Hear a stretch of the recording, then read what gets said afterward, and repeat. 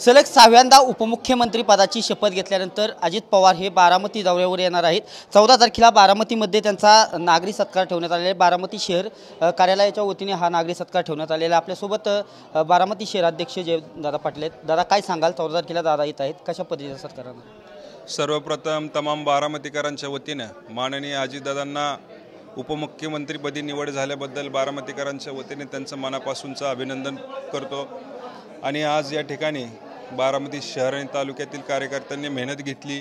त्यांच्या मेहनतीवरतीच अजितदादा 1,16,000 मतांनी निवडून आले। त्या सर्व कार्यकर्त्यांचा आभार मानतो।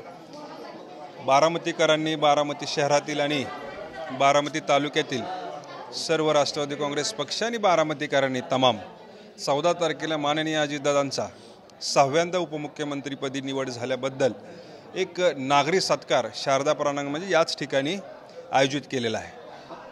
कोणत्या कार्यक्रमाचं आयोजन त्या दिवशी असणार?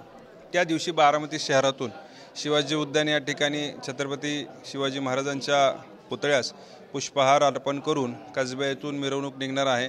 ती मिरवणूक शहरातून शारदा प्रांगण या ठिकाणी येतील आणि सर्व कार्यकर्ते आदरणीय अजितदादांचं उत्साहामध्ये स्वागत करतील। यासाठी बारामती शहर असेल किंवा ग्रामीण भागातील सर्व नागरिक कशा पद्धतीने उपलब्ध राहतील?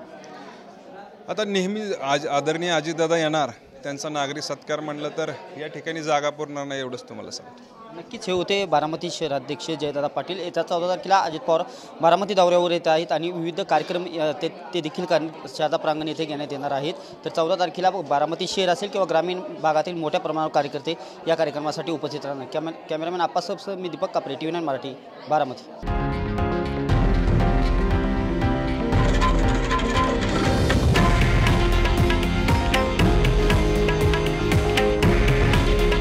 हे आहे देशातील नंबर 1 न्यूज नेटवर्क आणि आपण पाहत आहात TV9 मराठी।